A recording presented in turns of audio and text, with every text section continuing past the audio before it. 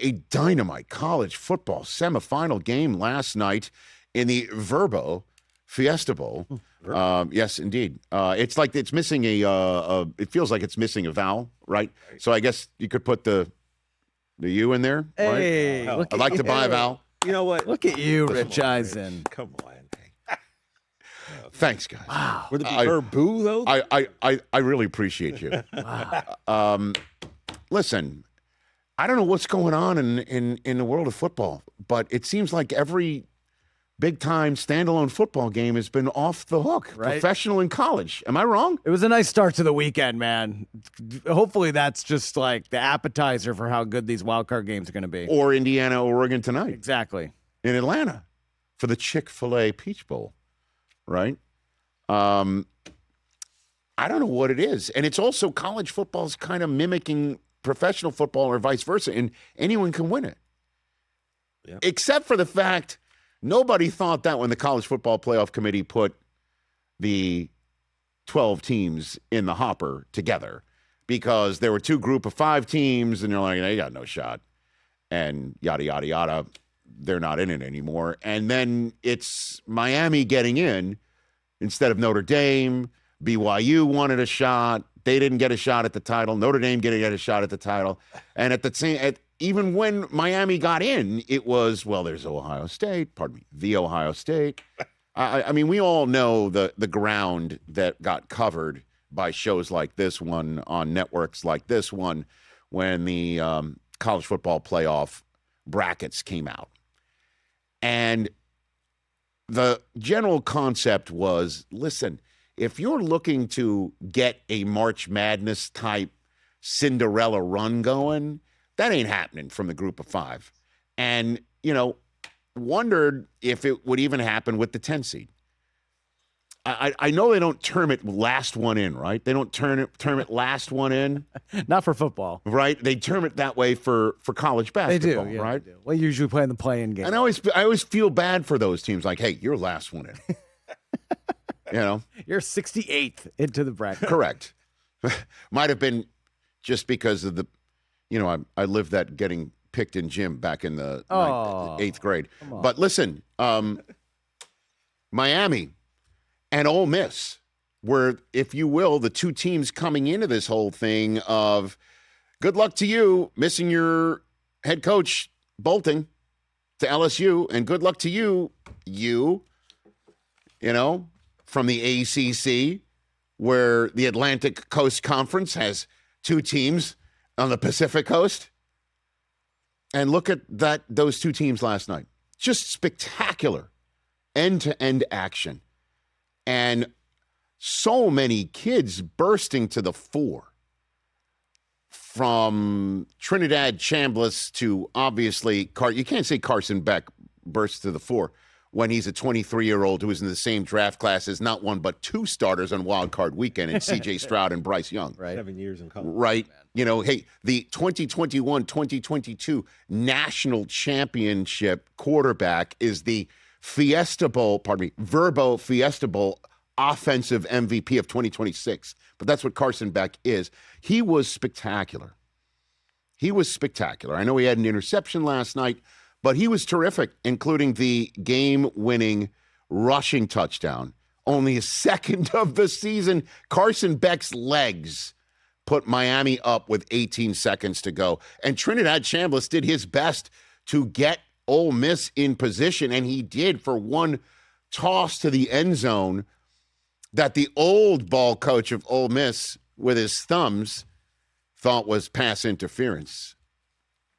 And the Hail Mary in the end zone. Lane Kiffin popped out there on his feed.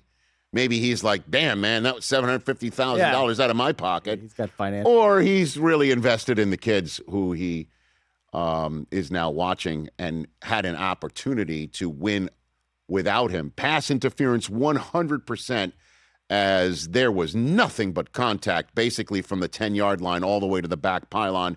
But as you know, one of the most frustrating inconsistencies of being a football fan is to hear from officials who now have moved on to talk about officiating on TV rules analysts who say it doesn't matter when there's a foul in the end of a game. It doesn't matter what time it is. If it's a foul, it's going to be called a foul unless it's a Hail Mary, and then roller derby can happen. And what fouls?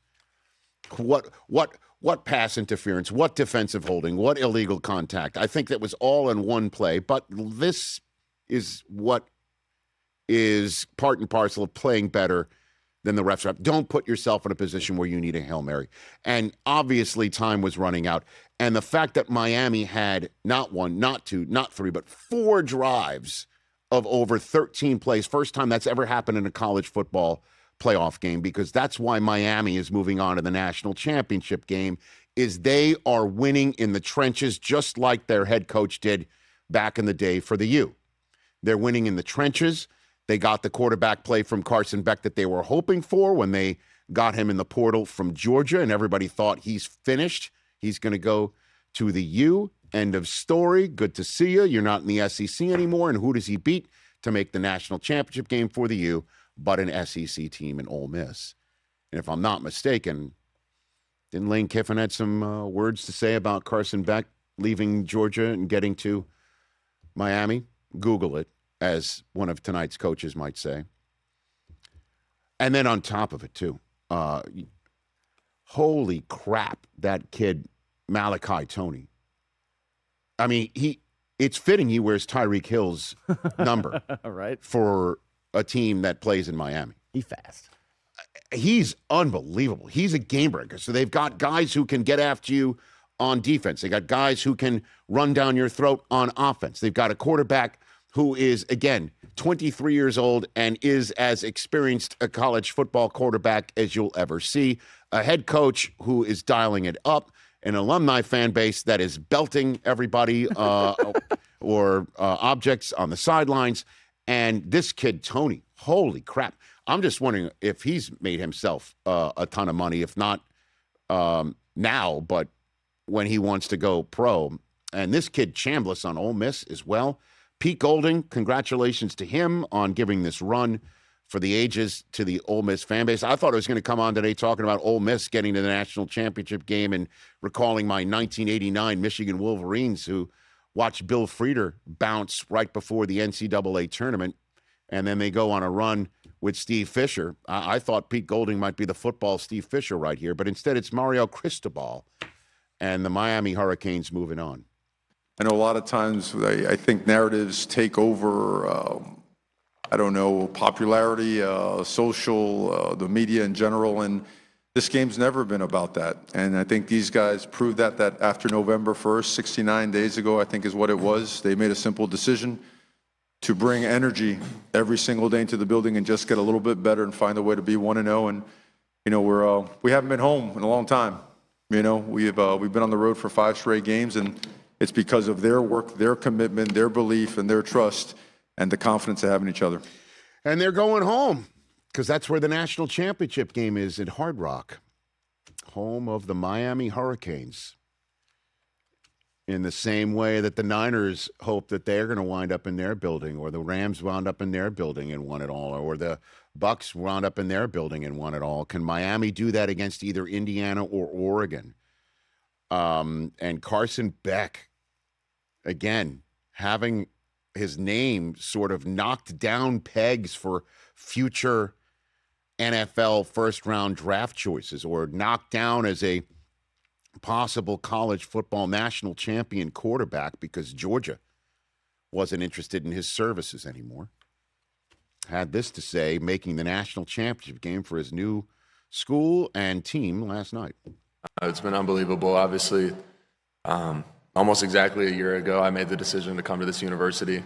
I remember me and Coach Cristobal talking on the phone for the first time. I was sitting in Jacksonville in my house, in my room, and I just had a big smile on my face, and he had a big smile on his face, and he said, let's get to work. We really banded together and showed that we believe in connection, that we don't just fake it, that this team is really a family. And if our team really wasn't like that, I don't know if this win happens tonight. We really band together, we believed in each other, and we never flinched in the face of adversity. All right, here comes Indiana or Oregon. We'll find out who it is. And as for Ole Miss, We will see them in future years with Pete Golding as their head coach.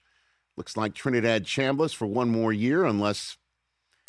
Why would he want to play one more year in college? This dude is NFL ready. I looked at him, and I understand he's listed at 6'1", might be on top of a phone book. We'd see it as the future combine, but he's got a lot of old school rust in him, man. He's really, really Gamer good. throws a good deep ball. Oh, my word. He really impressed me through this run. And I guess the only question is, whose quarterback is Lane going to steal in the portal? Hey, now. Because it ain't going to be Washington's. That story keeps getting weirder and weirder. Until now, he's back with the Huskies. But at any rate, looking forward to tonight's game. Looking forward to seeing what Miami can do on the night of the 19th against either Indiana or Oregon. I think it's going to be Indiana. With all due respect to Oregon, I think Indiana's a wagon, and I think that'll be a great slobber knocker of a college football national championship game. How about the 10 seed, everybody, that some folks were wondering didn't deserve to get in? Well, Miami's proven they can win either way. They think played so. a tough physical game against Texas A&M, Right. and then last night they put 30-plus on the board. They are really, really good. And that kid, Tony, Make you feel good. oh, my word. He's a home run hitter. Hey, you made it all the way to the end. Thanks for that. Check us out every single day streaming live on Disney Plus and the ESPN app 12 to 3 Eastern.